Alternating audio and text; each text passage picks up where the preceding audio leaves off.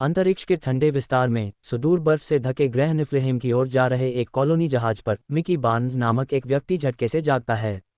लेकिन ये पहली बार नहीं है, नहीं यह आखिरी बार होगा। मिकी एक एक्सपेंडेबल है, एक डिस्पोजेबल कार्यकर्ता जिसकी चेतना को हर बार मरने पर एक नए क्लोन शरीर पर अंकित कर दिया जाता है। उसका काम सरल है, सबसे खतरनाक कार्य करना, विकिरण, जानलेवा चोटें और क्रूर दुर्घटनाएं सहना, फिर एक नए शरीर में जागना और यह सब दोबारा करना। उनका आधिकारिक पदनाम मिकी 17। जैसे जैसे कॉलोनी मिशन आगे बढ़ता है, मिकी को मृत्यु और पुनर्जन्म के अपने अंतहीन चक्र का भार महसूस होने लगता है। जबकि बाकी क्रू उसके साथ लापरवाही से पेश आता है, आखिरकार वह भी एक और बदली जाने वाली संस्था है। वह अपनी पहचान के टुकड़ों को थामे रहता है तथा एक एक्सपेंडेबल होने के साथ आने वाले अमानवीयकरण के खिलाफ लड़ता है। चालक दल में केवल नशा, जो एक सुरक्षा अधिकारी है और जिसकी सुरक्षात्मक प्रवृत्ति बहुत प्रबल है, उसे एक उपकरण से अधिक कुछ मानती है।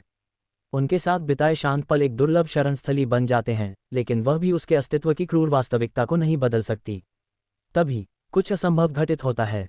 एक विशेष रूप से भीषण दुर्घटना के बाद मिकी को मृत मान लिया गया, लेकिन जब उसका बैकअप एक नए शरीर में जागता है तो उसे एक चौंकाने वाली सच्चाई का पता चलता है। उसका पिछला रूप मिकी 17 अभी भी जीवित है। ये दोहराव प्रोटोकॉल का एक भयावह उल्लंघन है। प्रणाली में एक गड़बड़ी है जो कॉलोनी की नाजुक व्यवस्था को बिगाड़ सकती है। एक ही एक्सपेंडेबल के दो संस्करण कभी भी एक ही समय में मौजूद नहीं होने चाहिए। यदि कॉलोनी के नेतृत्व को पता चल गया तो दोनों मिकी स्थायी रूप से खत्म हो जाएंगे। जैसे ही दोनों मिकी अपना रहस्य छिपाने के लिए संघर्ष करते हैं, कॉलोनी में तनाव चरम पर पहुंच जाता है। मानव बसने वालों को निफ्लहेम की मूल प्रजातियों से बढ़ती शत्रुता का सामना करना पड़ रहा है। अजीब, बुद्धिमान प्राणी जो मानव इरादों के बारे में किसी की अपेक्षा से कहीं अधिक जागरूक प्रतीत होते हैं।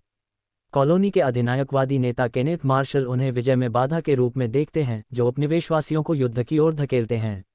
लेकिन मिकी जितनी बार मर चुका है और जितनी बार वापस आया है, उसकी गिनती नहीं की जा सकती। उसे सच्चाई समझ में आने लगती है, वह एक बड़ी निर्दयी मशीन का एक और डिस्पोजेबल हिस्सा मात्र है। उसे यह निर्णय लेना होगा कि वह अपनी निर्धारित भूमिका निभाता रहेगा या इस चक्र से मुक्त हो जाएगा, चाहे इसके लिए उसे कोई भी कीमत चुकानी पड़े।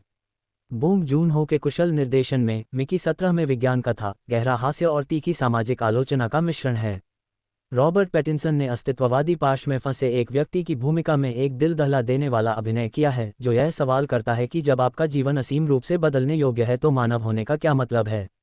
लुभावने दृश्यों, मनोरंजक तनाव और पहचान और शोषण की गहन खोज के साथ मिकी 17 सिर्फ एक रोमांचकारी विज्ञान फाई साहसिक फिल्म नहीं है। यह एक ऐसी दुनिया में जीवित रहने की कीमत पर एक डरावना प्रतिबिंब है जहां कुछ जीवन को व्यर्थ समझा जाता है।